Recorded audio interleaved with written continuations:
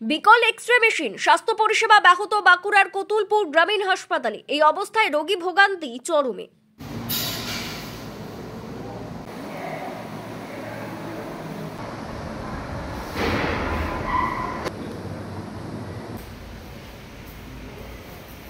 সূত্রের খবর, সম্পূর্ণ কতুলপুর ব্লক ছাড়াও আশপাশের একাধিক ব্লক ও হুগলি জেলার সামান্য কিছু অংশের মানুষ এই হাসপাতালের উপর নির্ভরশীল।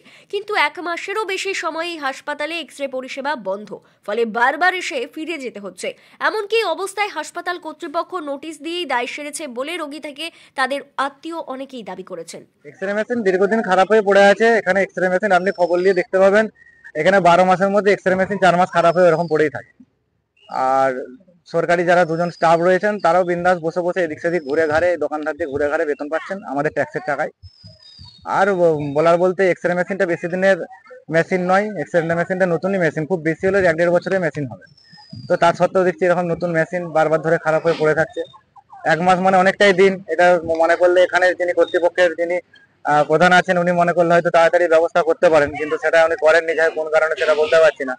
তো এটা রোগীদের তো একটা বিরাট অসুবিধা হচ্ছে, বাইরে থেকে গিয়ে এটা করে আনতে হচ্ছে, অনেক টাকার ব্যাপার, সমস্ত মানুষের পক্ষে সেটা সম্ভব নয়। পাশাপাশি ধরুন 4টে ব্লকের মধ্যে এটা সব থেকে বড় হাসপাতাল। ইন্দাস, কতুলপুর, গোঘাট, জয়পুর, এই 4টে হাসপাতালের মধ্যে এটা সব থেকে বড় হাসপাতাল। এখান থেকে চারদিক থেকে বিভিন্ন দিক থেকে রোগী আসে, প্রতিদিন গাদা গাদা রোগী আসে এখানেতে। তা সত্ত্বেও মানুষের মানে এই এক্সরেটার জন্য দীর্ঘদিন ধরে সমস্যা। এখানে এইবারে দেখছি এইবারে 1 মাস খারাপ হয়ে পড়ে আছে। এর আগে এরকম মাঝে মাঝে 2 মাস 3 মাস ছাড়া এরকম 1 মাস 1.5 মাস ধরে খারাপ হয়ে পড়েই থাকে। রোগী এসে ফিরে যাচ্ছে, কি করবেন, করার তো কিছু নেই। বললে এখনো হবে না, আমার পায়ে আঘাত লেগেছে, এক্সরে করাতে দিয়েছে।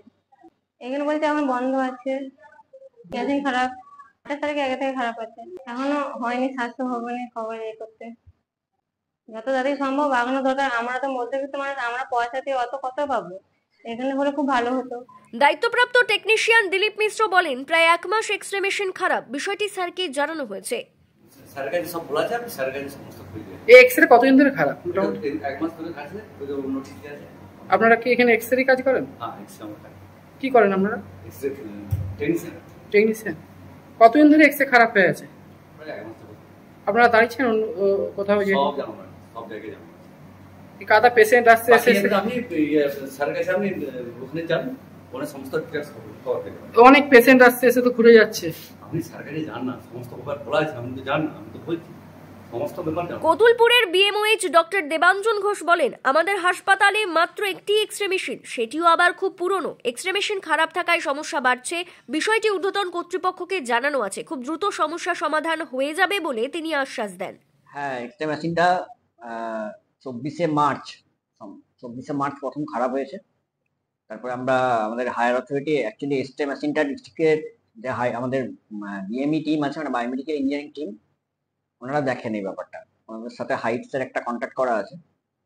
তো এক্সরে মেশিনের যেটা মেন প্রবলেমটা হয়েছে দুটো জায়গায়। একটা হচ্ছে ভেতরে ইঁদুরে কেটে দিয়ে গেছে বলছে, ওনারা বলছেন, সেটা কোনো প্রুফ ওনারা দেখাতে পারেননি।